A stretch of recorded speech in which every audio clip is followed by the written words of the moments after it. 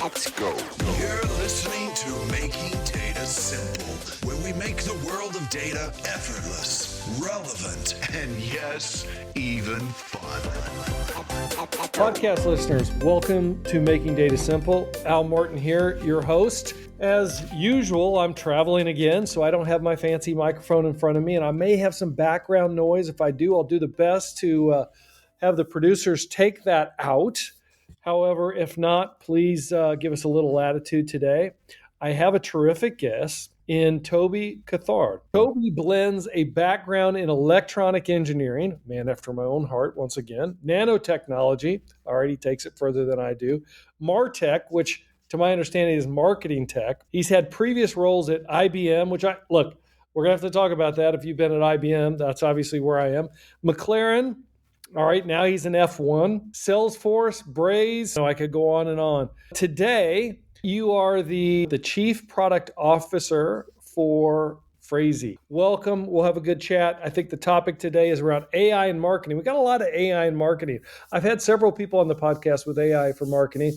I'm sure you're the best, though. That's the difference here. So if you would, give us a little intro about your experience, and we'll go from there. Yeah, thanks a lot, and it's great to be on the show. So, yeah, I'm the Chief Product Officer of Phrasee, and we generate and optimize high-performant brand language for brands to communicate with their customers on their terms. We use a combination of technologies that allows us to generate language, predict the performance of that language, and then optimize that wherever their customers are, whether it's on an email or a push notification or on a website. And yeah, I've been in different places within the industry, as you said, IBM, McLaren, Salesforce, and most recently Braze.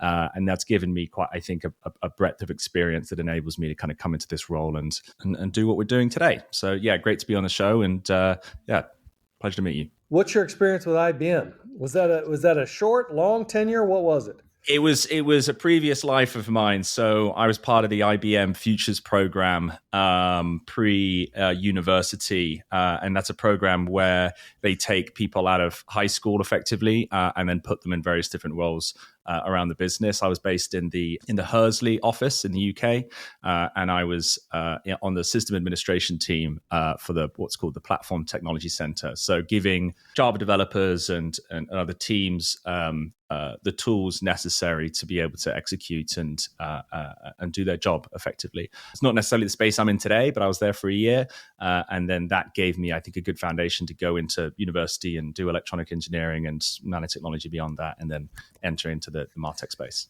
But you were part of our Futures program, which ironically, you're not currently part of the Future. You're with another company. It depends how you describe AI. Perhaps not at IBM, but I think the area that we're in is certainly part of the future in itself. So it was certainly a good foundation for me to kind of catapult into the rest of my career.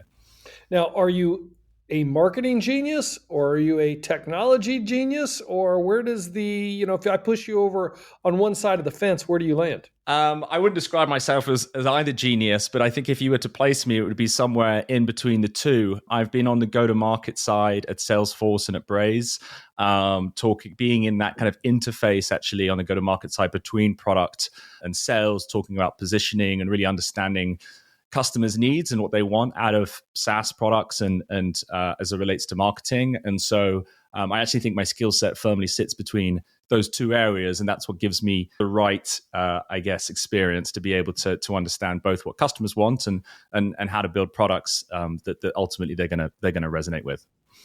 And what do you do at McLaren? McLaren, I was part of the applied sciences division, and it was around how that was part of it was on the electronic engineering side, where it was how the vehicles, how the Formula One cars would communicate with the pits, and how basically we could optimize and make more efficient the communication between the telemetry of the vehicles and what they were seeing in the pits themselves. But that wasn't sexy enough for you? I wanted a job that was kind of more human focused. I really like the interface between psychology, human psychology and technology. And I think MarTech is that interface between building tools and capabilities within a product that that interfaces with humans on both in both the technology side and what you build, but also I wanted a role where I spoke to people a lot, and I wanted a role that I communicated and engaged with people, and I didn't really get that at McLaren. So the idea was that I would go into something a little bit more customer facing, and that's what led me into Salesforce, and then moving over to what was then AppBoy, that was rebranded as Braze, all the way actually through to IPO. I was there for about 7 years. Yeah, all of these kind of components I feel kind of gave me a kind of a spread of, to your point before, a technology backdrop, but also then a marketing backdrop as well. And then this role is kind of the combination of all of those various different roles together.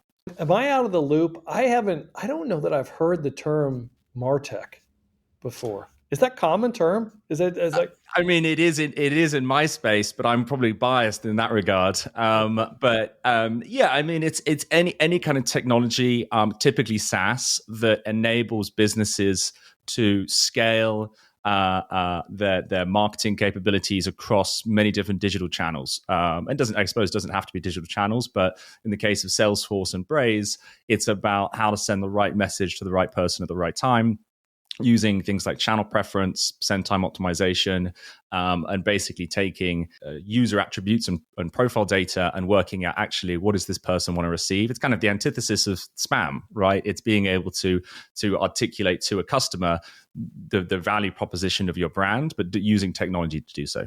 And now you're the chief product officer. Tell us about that. Yeah, so at Phrasee, as you can probably tell, AI is quite a big hot topic at the moment. And what Phrasee does is it kind of takes that last space or undisrupted space, I think, in MarTech or marketing in general, really, which instead of just thinking about what's the right channel to send a message and what's the right time to send that message and what should your marketing messages be, but actually what's the content of those messages. Historically this has been done and still is done by copywriters, literally writing copy to put into these various different messages. And I think brands today have multiple challenges. One is a scale challenge. If you want to be able to test tons of different messages across multiple channels, you need to be able to create tons of content. And the challenge you have today is if you want to be able to test across, let's say, many different touch points, the website, push notifications, emails, SMS, whatever it might be, you need to be able to generate huge amounts of content. And so that's what we enable our customers to do, to generate huge amounts of content.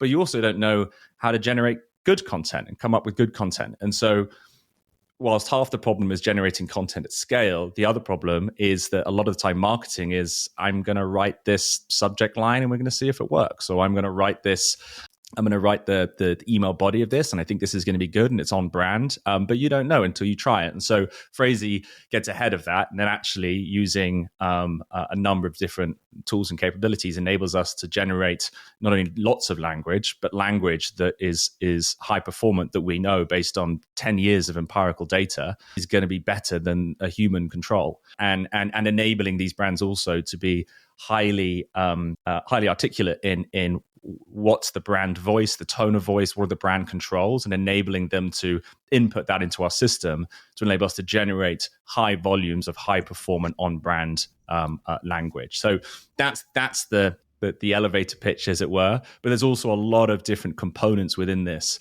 that enables us to do this, as I say, at scale, but also without things like hallucinations, which a lot of time large language models will tend to do, because if you try to do something a lot of times, it can kind of go off piece sometimes. So it's being able to build this, what we describe as enterprise tooling, that takes these kind of raw language inputs from not only large language models, but also our own deterministic models, and do so that is in an entirely controlled and performant manner. So that's effectively what we're trying to do, and that's what we're building. We've been actually around for quite a while. We're about a 9-year-old company now. I've joined more recently, but what's interesting is that it's a really interesting space where it's a immature market, but quite a mature product. And how do we it's actually very good for us that this people are kind of coming around to the idea that this is possible, and we're able to speak to the marketplace about the value of what we have to bring. Wow, that's a lot, man. So the bottom line is this all built on large language models? I mean, is this true AI we're talking here, or is it some of it's large language models, some of it's machine learning, or what are we talking about in terms of the technology? It's all of the above. We see large language models as a component of a much larger technology. We see large language models as a tool within a toolkit that we provide our customers. We also have our own way of generating language at scale that gives you a lot of control. Large language models give you a lot of creativity, but in all honesty, a lot of these AI tools out there are these kind of LLM wrappers, as you'd call them, where they're merely just an interface on top of a large language model. We've built a much larger engine that large language models is merely a cog, if that makes sense. And so I think it does use large language models. We have machine learning. We use neural networks to predict performance of language, but at the same time, it's not just what we do, and it's a small component of the whole picture.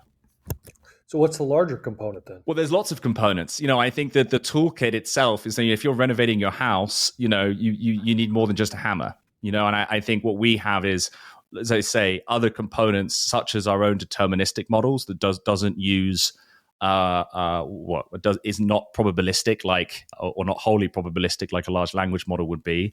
And we also separate, we kind of call it the separation of church and state, as it were, as it relates to there's generating content, and then there's working out which of that content is going to be performant. And I think it's very easy to think that just because ChatGPT exists, it can come up with marketing content, but it doesn't know that it's going to be good marketing content. It's just putting words in front of each other that it thinks looks like a subject line or looks like a push notification if you ask it that question. And so it's about ensuring that we are using the right tool for the job, as it were, to enable our customers to extract value from the AI space, whether it's machine learning or neural networks or large language models themselves, but having multiple components of this to have a complete platform that takes into account the best, uses the right tool for the job and the best parts of each one of them. So I know you've done work, if I can say so, with enterprise clients such as Walgreens, Macy's, Curry's. Can you describe the nature of that work to maybe put this together so we kind of get a visual on what kind of marketing you're providing? Yeah, exactly. So, so what they'll do is they will input their tone of voice, their brand tone of voice. They'll input their brand guidelines, and you'll use the platform to say, we've got let's say it's an e-commerce company. They'll say we've got a Black Friday campaign. Next Thursday. Oh, sorry, next Friday, I should say. And the system will generate huge amounts of copy that they can use that's aligned to their brand, that it's going to be high performance, and then we'll inject that content through things like email service providers or customer engagement platforms. Phrasee is a good example that we partner with, where that will then deliver that content to, or Salesforce Marketing Cloud is another good example, but that will deliver that content to those customers. And so we're basically the front end of coming up with marketing content, where we're generating all these different pieces of content that we know based on, as I say, 9 years of empirical data about what content works, and then delivering that through those delivery mechanisms, and then having a feedback loop of what's working and not working. So we'll get things like clicks and opens and conversions and all that kind of stuff, and that's feeding the system to understand, okay, this is working, this isn't working, and then we'll add new things like new variants over time. And I think what's really interesting that we're building now, that's going to be released in June, is the idea of personalization. So it's historically, marketing's about what is the best subject line for this campaign. I've got this Black Friday campaign coming up. What is the best subject line that's going to get people to come onto my website and make a purchase? What is the best content for this strategy we have? But no one's really thinking about what is the best content for that person? What's the best subject line or push notification that is entirely individualized to that individual person? And I think that's really exciting that this technology allows. It allows us to say to you, you might receive an email that is short and maybe informal and exciting, where I might receive and that's the kind of content that's going to resonate with you. Whereas I might receive a message based on who I am that is longer and maybe more formal, or maybe, using, British English instead of American English. It's about really aligning content to individuals rather than just the marketing campaign itself. And I think that's really exciting because no one's doing that today. The idea that a brand can communicate with users on an entirely one-to-one basis, I think is really exciting. And it also means that the customers of those brands are being communicated in a way that they want to be communicated with. They're resonating with that language because that language is bespoke to them.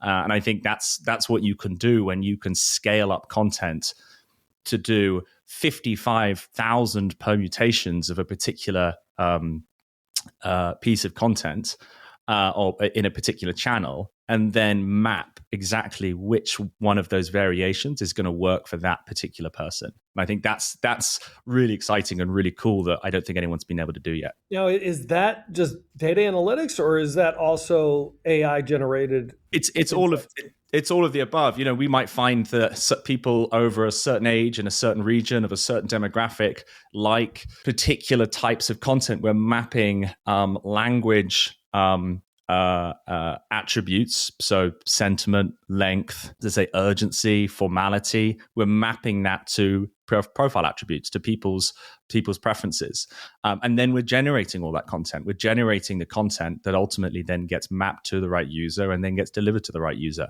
And so it's a combination of insights and generation, optimization, and performance prediction all in one. Well, speaking of map, though, look, I think you probably know this and can do this in your sleep, but can you drill one more level down, peel the onion back one more time, so you just outline kind of what that experience is? This is how it would work. This is how the customer would feel this marketing. This is what we'd see in the background. This is how we'd assess whether it's working or not. Can you give us like a journey? Yeah, so you would put in your campaign brief. As I say, we want to do a Black Friday campaign and send out a bunch of messages. And this could be anything. It could be in travel and hospitality. It could be financial services. I'm just using e-commerce as an example. They put in their campaign brief.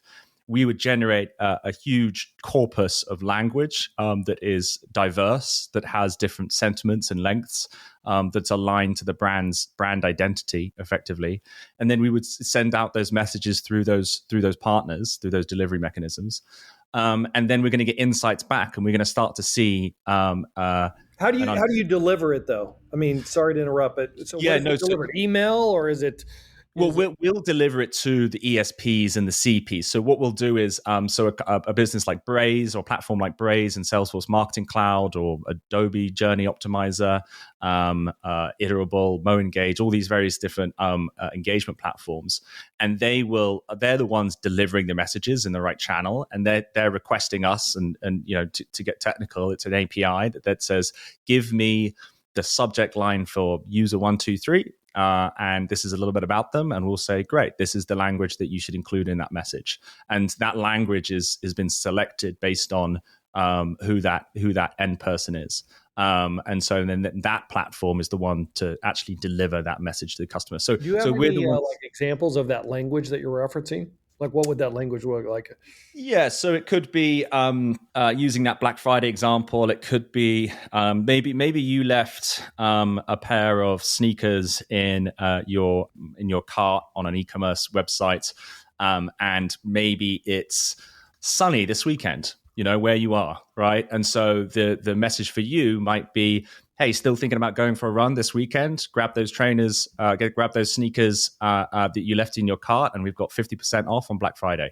And so it's and that sentiment and length is specifically applied to who you are. So the idea is that we can be entirely contextual of who the person is, what the content needs to be, and parameters around preferences, but also what product is being put into the message. And we kind of see it as the end of this kind of say goodbye to hello first name. All these brands, all these marketing platforms always do like, hi, first name, you left, product name in your cart, complete your purchase now. And what we're doing is we're generating entire natural language that is entirely bespoke to that individual person. And that's what we're coming out with this summer that I think is going to be really exciting. Is there because really nobody else matching this kind of marketing to the individual? They have the data. They have the data, which is great. No one's applying generative AI or generating natural language and performant natural language to this, at least not that we're aware of at the scale that we're able to do it. There's lots of technologies, even since the advent of ChatGPT, that's able to give you 6 potential subject lines that will work out which is the best one for this campaign. But I've not seen anybody else being able to say, actually, let's generate 100,000 different variations and then match all those permutations or combinations of attributes with natural language with the end user, and it hasn't been possible until now. And I think that's where it becomes interesting. Suddenly, you're not just receiving generic language that doesn't really mean anything to you. Suddenly, you're receiving language which is really resonating and interesting to you, and brands start communicating with you on your terms, and you're not getting these unrelatable spam messages from these brands. Do you use your own language model? I would presume you're using some kind of third-party language model because we use a combination. So we have our own what we call deterministic model, which is rule-based, where we've got what we call the language tree, which is I would describe as a hierarchical corpus or lexicon of terms that we'll piece together. So we'll have different bits of language which we know work, and then combine. There's only so many ways that you can say a 10-word subject line. There's only so many permutations. So we'll use a deterministic model that is the proprietary, that's in-house built, but we'll also augment that with OpenAI's latest models, whether it's GPT 4.5 or whatever it might be, or whatever latest model they might come out with. And then we've also got things like Anthropic Claude, which we also used, as I say, to augment the language that we're generating and being able to do that at scale. So, like I say, they're all kind of pieces in a much larger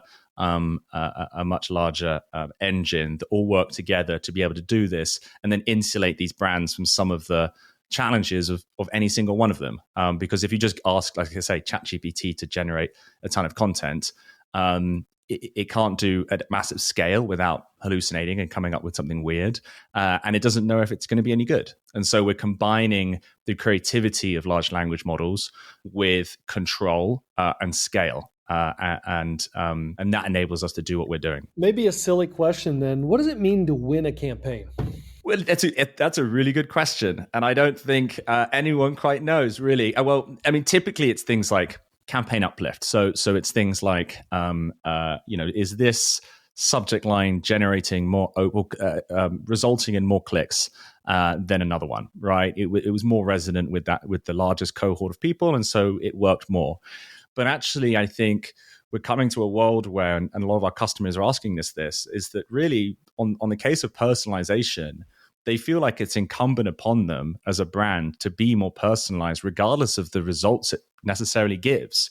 They want to be, I'm sure, the more personalized you are with your marketing, the less unsubscribes you might get, or the fewer unsubscribes you might get, the greater lifetime value of that customer. Perhaps their cart, their basket is of a greater value.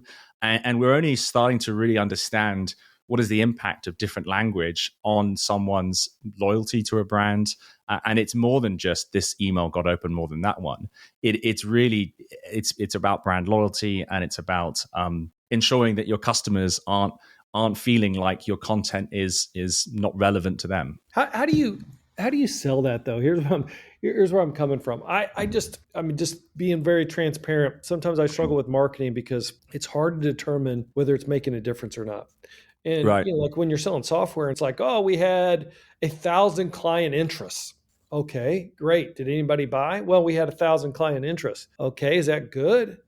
They say your job is to sell it. My job is to get the client interest. Marketing won, but why didn't you give me 2,000 client interests?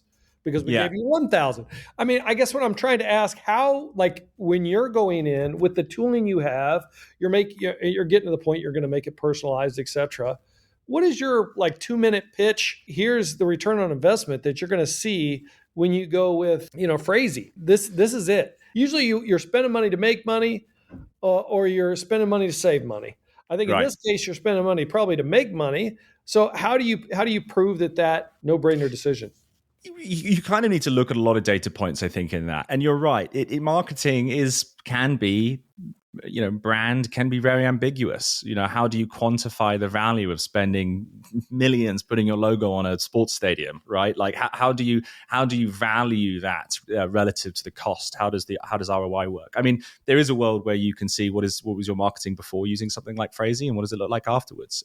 You can't also attribute macroeconomic events to certain things in an easy way. You can't attribute how different things which are maybe more ambiguous and doesn't necessarily directly tie to the bottom line or the top line of your business. But I do think that there's intrinsic value in having brands be more personalized with their customers and being more relevant. And if there are reward functions that we can receive that enables us to understand that this language was a little bit better than that language, and then we can map that across demographics, meaning that if your brand spoke a little bit more positively or maybe a little less formally or anything like that, what's going to happen is we start to see, okay, well, actually, this demographic started doing a little bit more on the website. They started to unsubscribe less on the messages. And so you kind of have to take all those data points into account.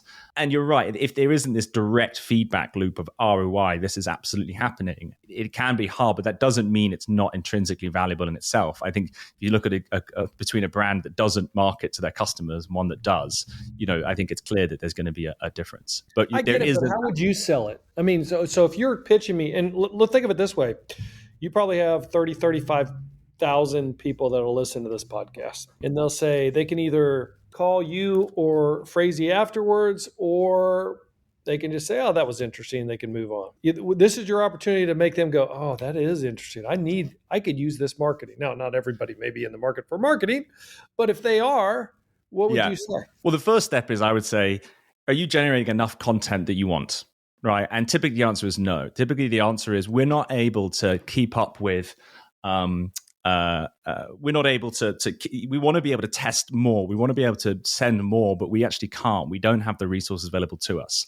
And so one is that, I always think about people say, AI is going to take my job or AI is going to do what I do. What we're doing is what they wouldn't have been able to do in the first place.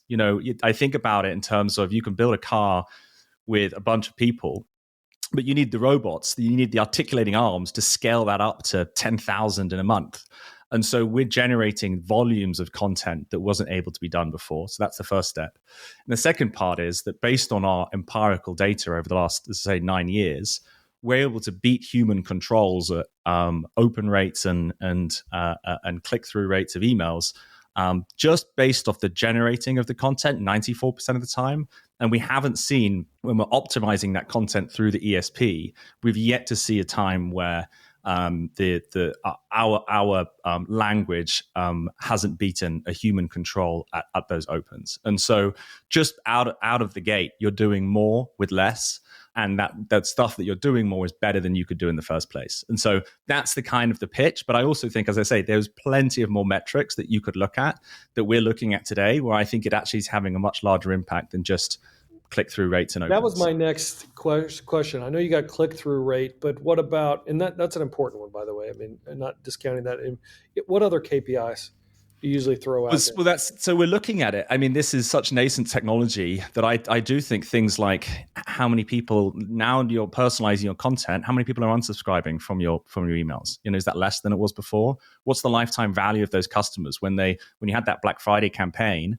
Was the individual basket sizes any bigger? Have you, as a result of these campaigns, have you retained a lot more customers? Are they happier customers as a result? And so we're looking at all these different areas to say, actually, what's working, what's not working. But I also think that the other flip side of the value of this is the insights itself. So, we're finding that, they might not know that there's a whole demographic of people that doesn't resonate with their brand language. There's a whole group of people in a certain area of a certain age that they thought that this marketing campaign was going to work with, that we found out with just tweaking the language in a certain way and talking about slightly different things. Now their brand language resonates. And maybe it tells them, we need to change our brand identity a bit. We need to maybe think about how we talk about our products and services in a slightly different way, and because of the insights that this technology has given us. And so even if you get no value out of the performance of your campaigns, knowing the dials and the levers you have to pull to be able to resonate more with your customers, I think is valuable in itself. And so there's kind of multiple layers to this that I think that can be valuable. What can Phrasee do that no one else can do, period? Certainly the scale piece, certainly the piece around generating huge amounts of language, being able, we did a recent campaign with a large e-com sports provider that we generated 55,000 variants of an abandoned basket campaign, 55,000 different ways of saying you left that sneakers in your basket. No one else is able, from what I can tell, able to generate at that scale. And when you generate at that scale, only then can you personalize those variants to individuals. And so I think in that case, the scale is really important. In my mind, though, I'm thinking, why do you need 55,000? Maybe you only need one. But you're saying, no, you would need 55,000 if it's saying it differently to 55,000 people to make them pull the trigger. Maybe you're right. Maybe we're not all as unique as we think we are. Maybe there's an element, maybe there is a billboard, line that you can put up there that everyone goes, that's a great campaign. And I think maybe that is true. You get these marketing campaigns, these Super Bowl ads that everyone goes, that's great. But all that's really going to do is resonate with the largest cohort of people, right? Like the best piece of content is only going to resonate with the largest group of people. And it's always going to be a bell curve. There's always going to be a long tail of people that say, I don't relate to that. I don't think that's anything to do with me. And that's where personalization comes in, that you can start to resonate with that long tail of people that wouldn't have resonated with just one piece of content. And what that bell curve looks like may be very different depending on the industry you're in. Maybe it's different depending on the type of products and services you provide. But either way, it's the holy grail, right, of a company to come out with, a marketing campaign that everyone finds amazing. But I also think there's a company in the UK called Dolmio that makes pasta sauces, right?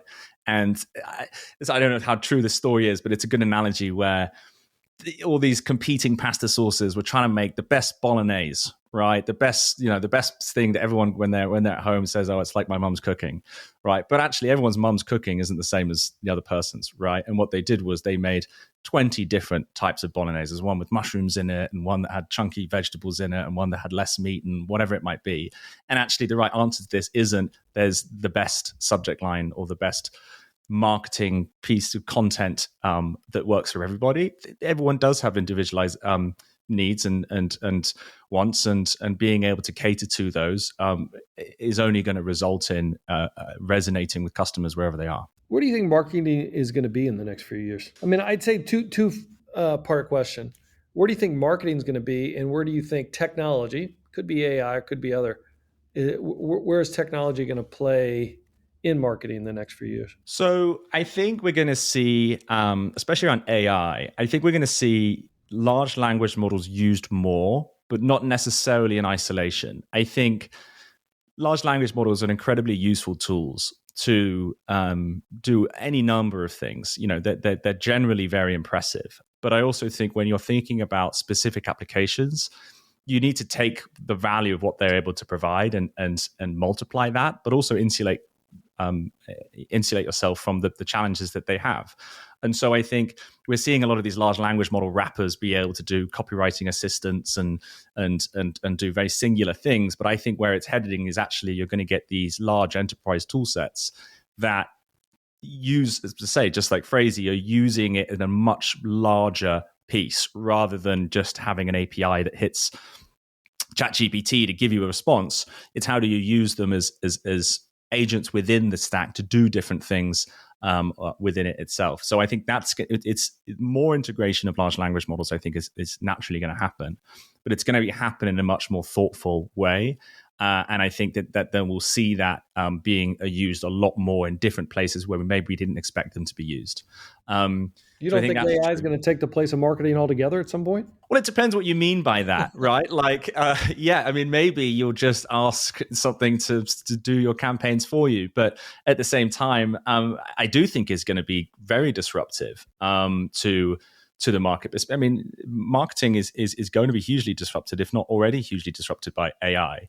But it's not just ask ChatGPT to do your marketing campaigns. It's using those large language model outputs and using different types of prompt engineering or using the outputs in different ways to augment a lot of the capabilities and technology you're doing today. You know, there's a lot of large brands out there which do things in very old-fashioned ways, and it's going to take them quite a long time to get these things on board. And I think it's a whole industry of technology that is going to be disrupted, but it's going to happen, I think, in different places and at different times. And these large language models are going to be absolutely leveraged, but they're not going to be the be-all and end-all. They're going to be, as I say, a tool within the tool set to be able to then achieve those results. And I also think as I said earlier, that marketing is going to go from generic to incredibly personalized. That what this technology and capabilities allow is to do things at great scale and do things that humans weren't able to do in the first place. It's not about just saving you time. It's doing stuff that ultimately you wouldn't been able to do alone. You don't think there's going to be some pushback on that? I mean, here's why I say that.